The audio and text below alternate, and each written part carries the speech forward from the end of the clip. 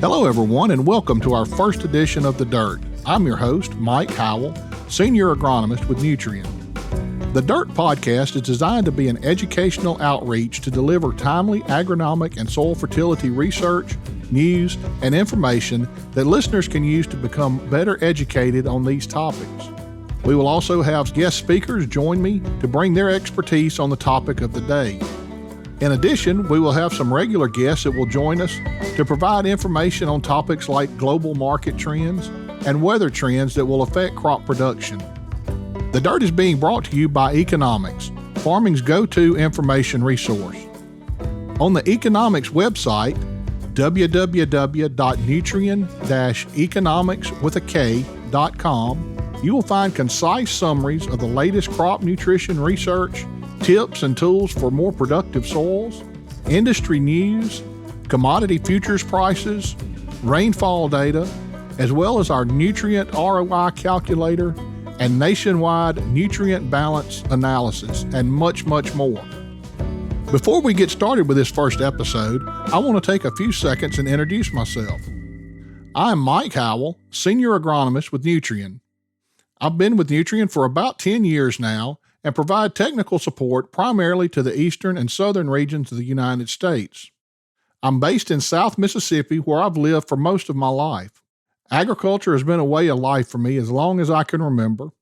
I grew up on a university research farm here in Mississippi, and at a young age, I became interested in agriculture. I was a member of 4-H, with my main project being agriculture. As part of this project, I learned about cattle, sheep, soils, crop production, and numerous other topics related to agriculture. Through this, I had the opportunity to explore many areas of agriculture across the United States. After high school, I attended Mississippi State University, where I earned a BS degree in soil science and a master's degree in entomology.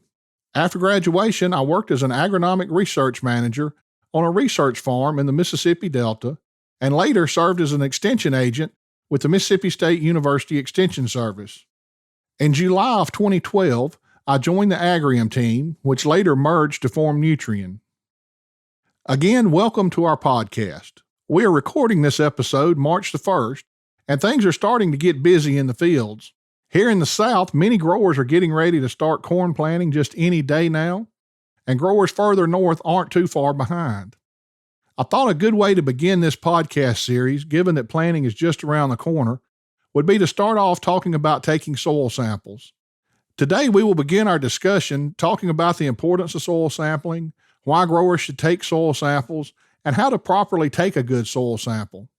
Then in our next episode, we will explore a soil test report and talk about different aspects that growers need to understand to make better decisions about fertility management. Today, I'm joined on the Dirt by Dr. Oscar Ruiz, agronomist with Waypoint Analytical Services. Dr. Ruiz, thanks for joining us and welcome to the Dirt. Hey, Mike, how you doing? Thank you for having me. I'm doing great. If you would, tell our listeners a little bit about yourself and what you do for Waypoint Analytical. I'm originally from California. I got my background in agronomy out west. I did cotton scouting when I was a kid.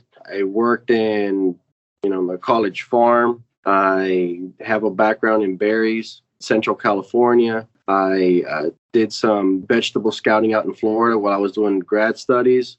I worked on golf courses. I have a background in nematode, plant disease diagnostics, turf diagnostics, and I've been here at Waypoint since it was A&L Labs since 2008. So I've been here since 2008. Okay, that's quite a diverse background. I know that Central California area is a great place to visit. A lot of people think about California, and I was this way till I went out there.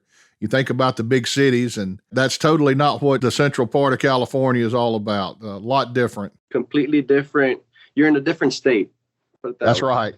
Dr. Ruiz, I know today we're talking about soil sampling, and that's a big part of what you do at Waypoint, but tell us a little bit more about Waypoint Analytical and what all services y'all provide to growers there. A lot of folks don't know this, but apart from being a full-service agricultural lab, we're also a full-service environmental lab. We're located in several states all over the country. As an ag lab, we do a lot of plant tissue, nutrient testing, water analysis, pesticide residue. We'll do nematode analysis, plant pathology, diagnostics. We do a lot of manure, compost testing. Okay. Manufactured soils is a big thing. Dr. Ruiz, I've invited you on today and asked you to help talk us through soil sampling. So if you would, let's get into the dirt. And first off, just tell us what a soil sample is. Real basic. It's a tool. It's an information gathering tool. And it just helps you determine how to create a fertility program. And it's just a decision aiding tool. So why is it so important to take a soil sample? What are we trying to get out of a soil sample? Well, the first thing is it's important to clarify, Mike, that there's a couple different types of soil samples, right? You have the soil sample that helps you diagnose in-season problems or issues, okay? It should be taken right at the time when you see the problem. And then there's the other more conventional soil sample where you are using it to help monitor your soil test nutrient levels over years and help you create your fertility management plan. So you mentioned if we're having problems, we need to take those when we first see the problems. What about our conventional soil sampling programs? When's the best time of year to take those samples? Well, conventional soil samples, I'm assuming those are like what you would do right prior to establishing your fertility program. Most people do them at the end of the season or at the beginning of the season. Okay, before that, after harvest or prior to a pre-plant. Okay. Now, I assume you can get good, accurate information either time you take that sample, but one thing I've always heard is you need to make sure you take those samples the same time of year every year because your results can be a little different depending on the time of the year. Yeah, that's right, Mike. It's important for your samples to be consistent, same time of year. If you're taking them in October, stick to October. If you're taking them in February or January, take them that time of year as well, because they will fluctuate. A lot of stuff's happening throughout the year. The plant's growing, it's taking up bases, the grower's putting on fertilizer. You can see a dip by a couple points, several points in the middle of the season. Okay, you could see a difference in pHs or nutrients from the fall to the spring. So that's important to take into consideration. Okay, make sure you're consistent. And that's not just in time, it's also in time and space. You take samples, making sure that you're consistent as far as depth, because some nutrients can stratify, and location.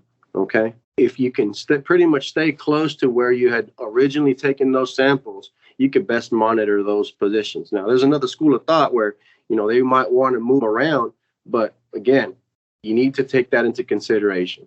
So how often do we need to sample an individual field? Well, it really depends on a couple things, all right? General rule of thumb is the higher the yields, the higher the removal rates, the more intensively managed, the more frequent the sampling, okay? Also, the lower the nutrient holding capacity, the propensity for you to lose nutrients from that soil will also increase the frequency, the suggested frequency of that soil sampling. Your texture's involved, your C's involved, your yields are involved. Okay. So do you recommend for a cotton or a corn crop, we need to take those samples every year? I know a lot of growers have a mindset we may want to wait 2 or 3 years. What's your recommendations on that? Again, I think it depends. All right. You have to look at the whole thing. You have to look at your soil type, your yields. Personally, if I was a grower and I wanted to establish a trend, probably for the first 2 years that I start sampling that field, first 2 or 3 years, I'd sample them every year. Okay. And then see how those nutrients may change or may not. And then go to a 1, 2, 3, or 4 year. I'd stick to the 3. Okay. But then go to that type of frequency. Okay. Adjust it based on observed information, not just pick a year. Right. That's where we were hoping to get to with that. That's the information. We've got to build that database and know what we're doing and not just stretch it out. Yes. Perfect. So Dr. Ruiz, if you will, take me through the process of actually collecting a soil sample. What tools do I need? Where do I need to go in the field? How deep do we sample? Things like that. If I was a grower or a consultant, the first thing is I'd have all my tools in place, right? I'd either have a probe, an adequately tipped probe also as well. Thinner probe tips for heavier soils, sharpshooter, spade. Some folks in drier soils might require an augered drill tip with a bucket, catching that soil in a bucket. Definitely a bucket and a way to get out there, right? And also a well-defined area to sample. You may have an area that is being sampled as a whole, grid sampled or zone sampled, well-defined spots in the field where you're going to take that sample, okay? And then once you're out there and taking your soil sample, you'll need to take at least 10 to 12 subsamples per soil sample. And the sampling depth typically averages between 4 to 8 inches, with 6 being the average depth. All right. Okay. You mentioned a bucket, and years ago I was working with the Extension Service in Mississippi, and I don't know if this was a true story or just one of the Extension Service tales that went around. But I know where you're headed with this. I think I left out the zinc bucket. Don't use a zinc bucket or a metal bucket or a rusty bucket. Stick with a clean plastic bucket. There you go. You've heard that story too. So. Yes. And I do tell it that way. Yeah. So. Okay, so we've got our samples pulled and we mix them up in the bucket and send them off to our appropriate lab and wait on our soil test to come back. Let's look at a little bit of certain situation. You know, in the Mississippi Delta, we'll have fields that are really sandy on one end. As you walk through the field, you turn into clay, and the further you walk, the taller you get. That clay will actually stick to your boots that much. So what do we do in a situation like this? What's the best way to handle that? Yeah, you're definitely going to have to take more than one sample. Okay. You know, you're going to end up with a different management on both sides of that field. Your nutrients are going to be held the same. You're probably not going to see the same problems, yield, water holding capacity on both sides. So at least if you're doing composite samples, you'd have to at least split the field in two. I think I also forgot to mention in your previous question is addressing the number of subsamples or cores per sample. It's important to take at least 10 to 12 subsamples per soil sample and mix those up thoroughly, because if you take too few cores or subsamples per soil sample, then you may allow outlier effects. Again, even within those core samples or subsamples, you know, you may have variation in soil test levels.